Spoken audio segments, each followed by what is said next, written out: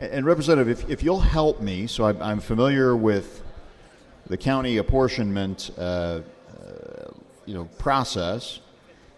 When you say that they'll provide racial minorities and language minorities with equal opportunity to participate in the political process and elect candidates of their choice, how exactly are they to do that? So are you saying that when they are redistricting, they will look at where so say they'll look for where black folks live, where Hispanic folks live, and they will try to make sure that to put more of them into a particular district to make sure they can elect someone, or what's that going to look like? It'll be following the same guidelines that we use when we draw our legislative districts, using the information they have from the census.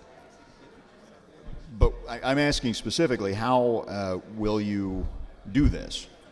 So that you want to specifically district based on where the racial minorities live, so as to put more of them together to elect more folks, or what is the specific, how is it specifically going to be done? It'll be done the same way our legislative districts are done, by the people that are in power of the map making. In the country. Our legislative districts are a train wreck. Well, it's up to the power of the map maker for those crossover districts, coalition districts, and influence districts.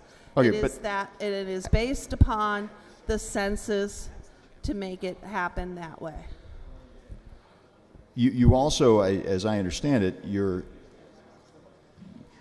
want to make sure that those who are less than a voting age majority of a district, that they will have the ability. So folks who are under 18 will have the ability to substantially influence the outcome of an election. I'm wondering how that happens. Well, that follows the same way we do under the current federal law, that puts in that since censuses are done every 10 years, it takes into effect those that are coming forward that will be voting within that 10 years. That's federal law. That's not recreating the wheel or anything new. We're just mirroring federal law on this.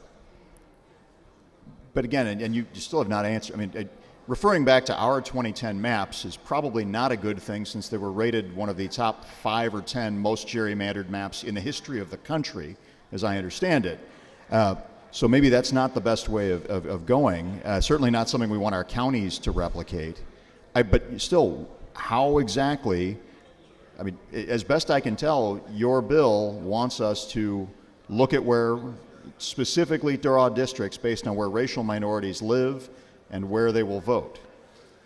That's not what this bill is doing. This bill is following and extending federal law and the already existing Illinois Voting Rights Act of 2011 to the other districts that got left out of that. So it's extending the same law that we already have to be used for the crossover districts, the coalition districts, and the influence districts.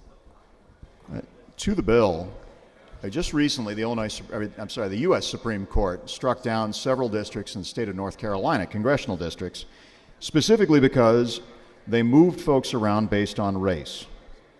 It was race-based districting, and the deciding fifth vote for that decision was Clarence Thomas, who was an African-American justice, our second, as I understand it. He's first Republican. And what in my recollection of reading his dissent, he said, look, it's wrong to be segregating people and making decisions in government based on the race of those citizens who are involved in the decision, particularly when you're looking at voting. And again, to try to say that somehow the counties should take on the method of this General Assembly from 2010, putting together some of the worst maps in the history of the nation, it defies logic. And my colleague, Representative Wheeler, doesn't have up his budget clock yet, but the budget clock is ticking. It says nothing to do with the budget. Keith was actually reading the bill. We're at 2 days, 10 hours, 23 minutes, and 52 seconds. So with that, please vote no, and let's go back to doing a budget.